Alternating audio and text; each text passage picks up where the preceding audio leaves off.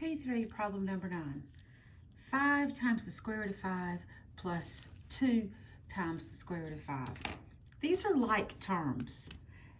That is the square root of 5 and that is the square root of 5. So all I have to do is add the 5 plus 2. 5 plus 2 is 7 and it's still square root of 5. You can type that in the calculator. Number 10, the square root of 18 plus 2 times the square root of 2. Because it's all numbers, you can type that in the calculator.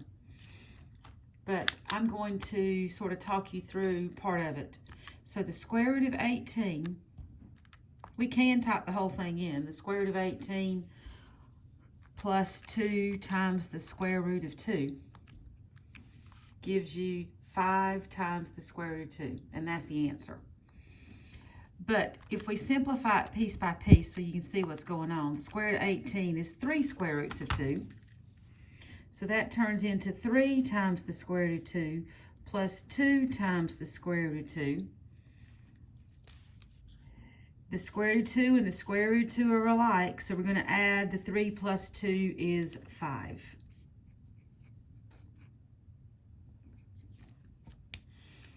Again, you could just type it straight in the calculator.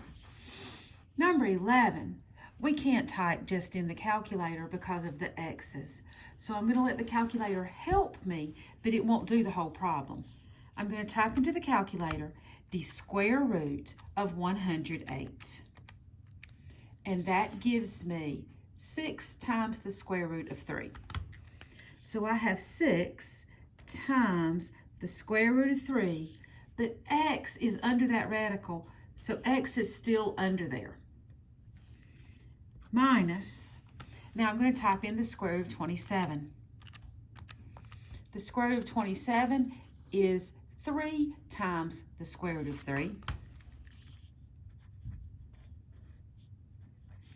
And the x is under the radical, so the x is still under the radical with that 3. And now I have like terms. The square root of 3x and the square root of 3x are alike. So I'm just subtracting 6 minus 3. 6 minus 3 is 3, and I still have the square root of 3x.